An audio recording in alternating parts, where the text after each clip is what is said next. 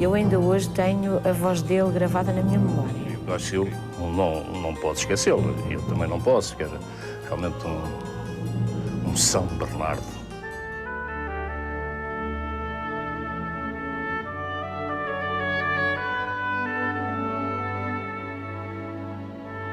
Fomos ouvir as declarações de um familiar, o seu primo direito mais velho, um espinheirense de alma e coração, professor João Vitalino Ribeiro Martinho.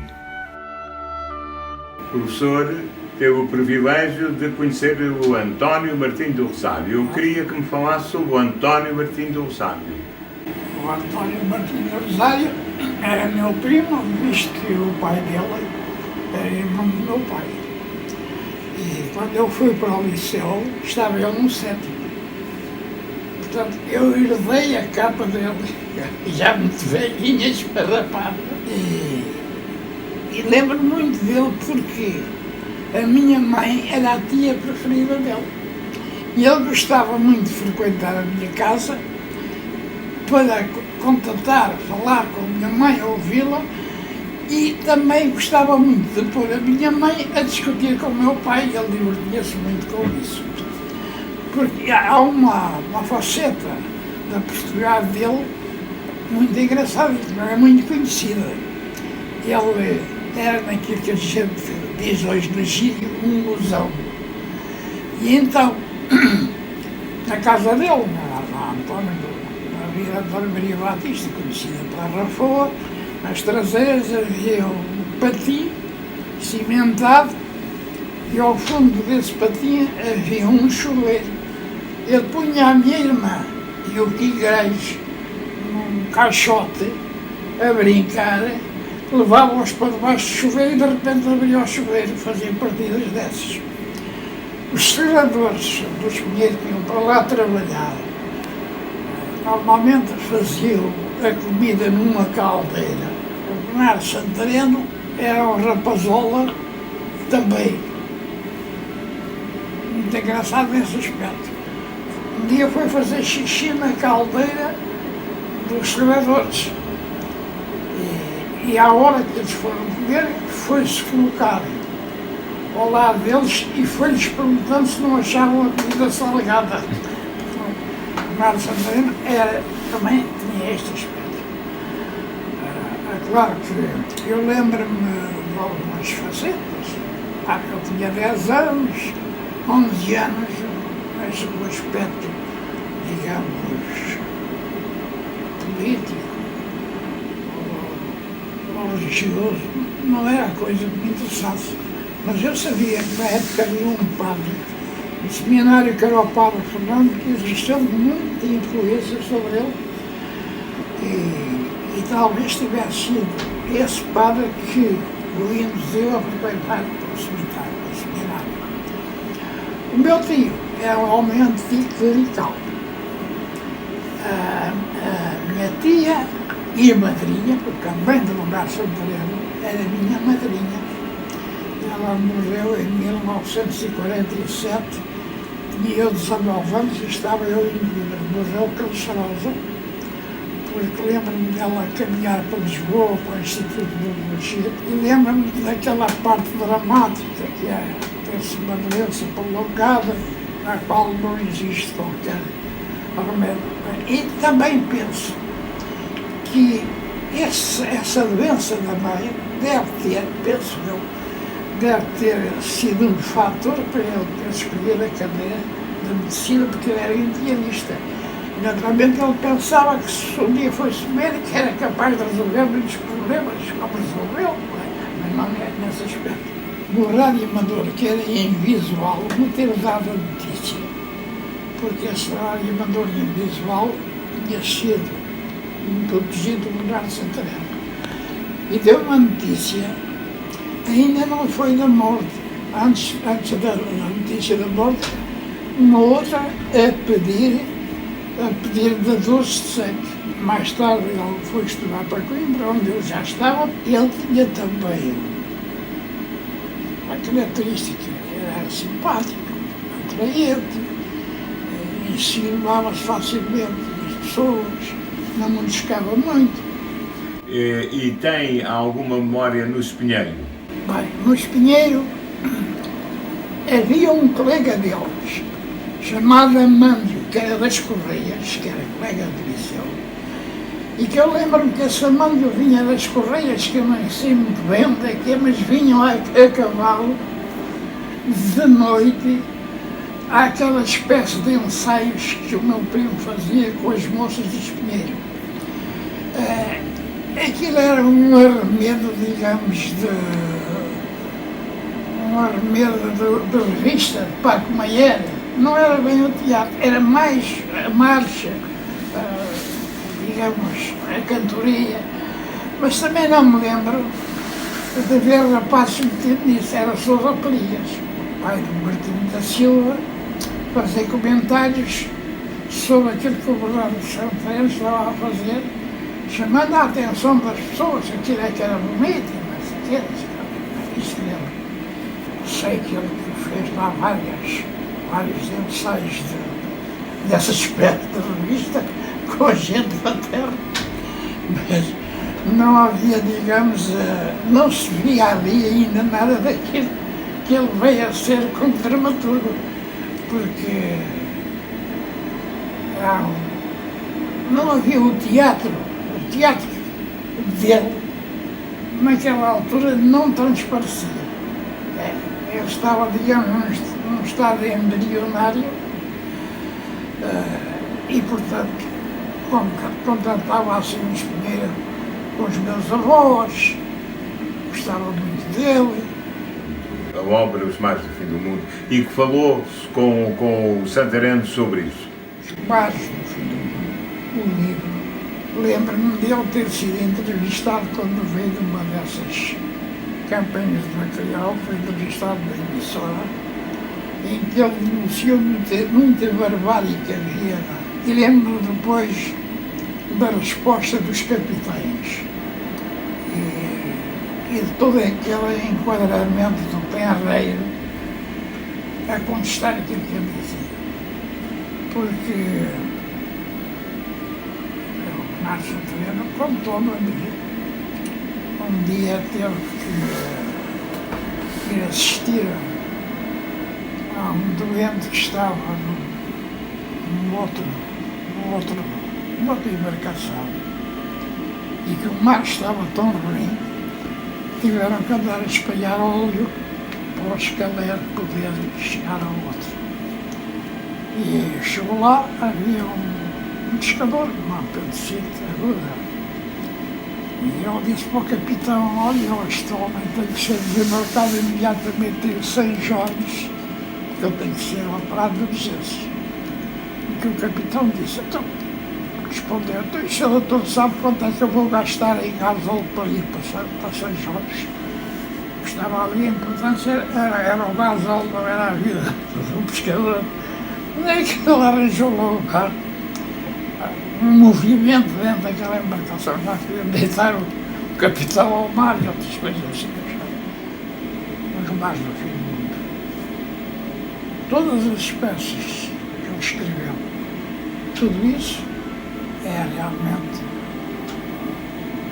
um capítulo muito grande da vida dele. Ele retrata, para mim, não há nada que melhor retrate que é o urbanismo no meio do mar com os pescadores e no meio do mar gelado e no meio da campanha de bacalhau, porque todos aqueles episódios eu acho convencido mesmo hoje que ele embarcou para escrever aquele livro. E muito boa recordação do meu primo. Foi um homem que viveu pouco. Digamos, morreu em 59. 59, 59. Quer dizer, ele tinha capacidades e tinha talento para dar ainda muito mais. O livro Os Mares do Fim do Mundo não seja tratado pedagogicamente como devia, porque está ali matéria para a filosofia, para ciências, para tudo. Os pessoas que soubessem explorar aquilo tinham matéria ali para tudo. O professor disse, e há muitos estudiosos que o confirmam, que o Santarém também quis conhecer a fundo a natureza humana e naquele ambiente opressivo e repressivo e muito trabalhoso da pesca do bacalhau, ele conheceu a natureza humana, sobre a qual depois escreveu as várias peças. O meu amigo e primo, Bernardo Santareno, era, acima de tudo, um grande psicólogo e ideólogo, porque no ambiente restrito do lucro ou de uma embarcação de pesca de bacalhau, onde há pescadores de várias origens, desde os algarvios até os minhotos, há ali gente demais. E ele teve a ocasião de ver como é que cada um dessas pessoas, dessas origens, reagia numa comunidade pescadora. E uma grande paixão pela Nazaré. Tinha. E eu conto um episódio. Eu também fui pescador desportivo. E um dia eu estava lá à beira-mar, entretido aquela brincadeira, e um indivíduo ao meu lado, vestido de pescador, e com uns anéis de ouro muito espampanantes, disse-me que eu estava a praticar aquele desporto mau. E eu perguntei-lhe se ele era pescador, e eu disse que era, mas que tinha andado, era mais do bacalhau. E depois disse, eu perguntei-lhe, o senhor por acaso conheceu? Fulano assim, conheci, muito bem. Se era um homem fora de série. Mas ele cultivava isso. Ele queria ouvir a minha mãe falar, queria ouvir as mulheres da Nazaré falar e queria ouvir, por exemplo, o pescador da Nazaré, o Bernardo Santareno, um católico contestatário. E morreu católico. Católico contestatário. É uma honra ser primo de Santarém. Eu acho que é mais que uma honra. Ser primo de Santarém coloca-nos a nós uma grande responsabilidade sobre os outros. Porque, em meu entender, o Santarém foi um espírito tão elevado, não pode haver da parte de qualquer familiar qualquer ato que deslustre o que foi Bernardo Santarém.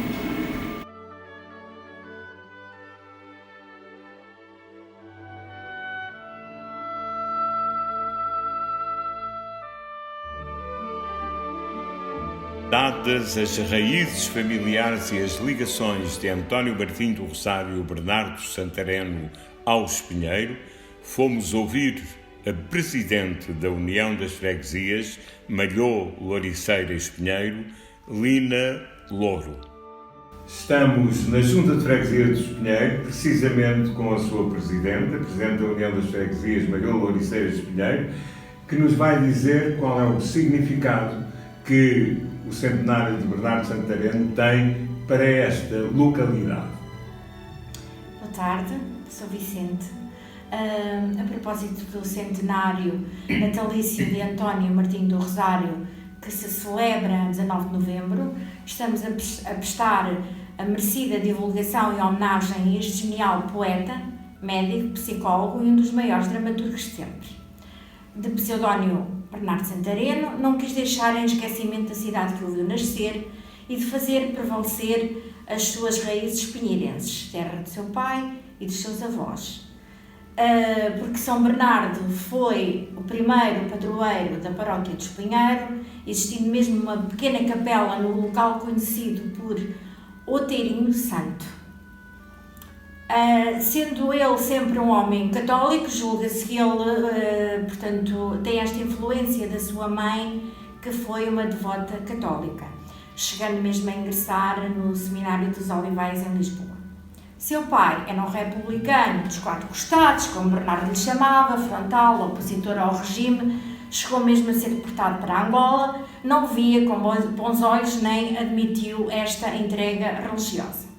Seu avô Sassá sempre acreditou que os homens vencem na vida através da cultura e da boa formação académica. Grande foi o esforço que ele fez para que todos os seus filhos frequentassem, portanto, a escola, incluindo as raparigas, o que muito pouco acontecia naquela época. Era ele que ia buscar e levar o seu neto a Santarém durante as férias e demais fins de semana para que não esquecesse as suas raízes familiares. Foi na travessa do Val da Massa, na casa do seu avô, que ocorreram as primeiras peças teatrais, em que foram convidadas raparigas e rapazes da aldeia para participarem. Também foi convocado público para assistirem a algumas representações. Bernardo Santareno era um rapaz alegre, brincalhão, adorava pregar partidas às mulheres da aldeia, deitar-lhes água fora das suas bilhas, entre outras, adorava dançar, vivia com muita intensidade as festas tradicionais de Natal da nossa aldeia, sempre com um grande espírito de confraternização. Também foi relevante com agentes do Espinheiro ao nível da saúde, chegando a ser médico de algumas pessoas que se encontraram com doenças da sua área patológica. Importa também dar nota que ao longo dos anos outros executivos da Junta de Freguesia se preocuparam e apostaram na divulgação da vida e obra de Bernardo Santareno. Em Assembleia de Freguesia foi proposto a renomeação da rua principal para a Rua Bernardo Santareno. Também foi criada a Rota dos Bernardos, um percurso pedestre que alude ao Bernardo Santareno e ao São Bernardo, onde inclui no percurso a passagem pela casa onde se representaram as primeiras peças. Foi também colocada uma lápide na casa dos seus avós, local onde se ensaiaram as primeiras peças teatrais. Efetuou-se uma exposição no Museu Rural e Etnográfico do Espinheiro, intitulada A Vida e Obra de António Martinho do Rosário Bernardo Santareno. E o nosso jornal local, A Voz do Espinheiro, foi dando notas e informações no que representa para o povo do Espinheiro vivermos na presença e em comunidade do maior dramaturgo português. Especial agradecimento à excelentíssima Presidente da Câmara Municipal de Alcanena, Doutora Fernanda Aceiceira, e ao Sr. Vicente Batalha, que muito têm contribuído para a merecida divulgação da vida e obra de Bernardo Santareno. Uma saudação especial ao Dr. José Miguel Correia Noras pela sua recente obra Tem a Palavra Bernardo Santareno, da nascente até ao mar. E Bernardo Santareno continua pairado no nosso tempo, com as suas magníficas obras, onde memórias não faltam e adjetivos não chegam para expressar e divulgar o preciosismo dos seus textos.